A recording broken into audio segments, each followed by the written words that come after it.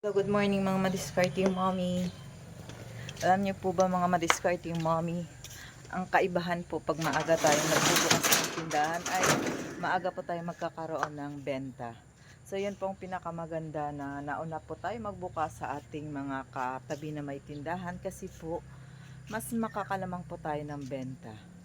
Yan po ang isa sa mga tip na dapat po nating sundin pag tayo po ay may-ari ng tindahan, na hanggat maaari po ay wag po tayo late magbukas ng tindahan, nang sa ganun po yung mga customer po naghahanap ng pang-almusal tulad po ng mga bigas, itlog, at saka yung pangunahing pangailangan po katulad ng mga kape, gatas, ay sa atin po bumili.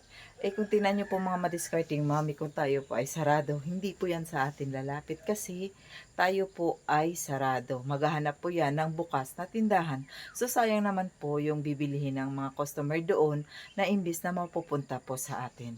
'Di ba po? Ang oras po ngayon ay 5:30 pa lang po dito po sa aking maliit na sari-sari store.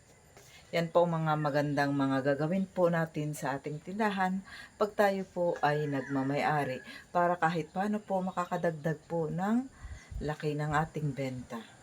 Yan po mga madiscarding mommy, ang aking munang maipapayo sa umagang ito dahil mag-aasikaso pa po ako ng aking anak. Hanggang sa muli. Bye!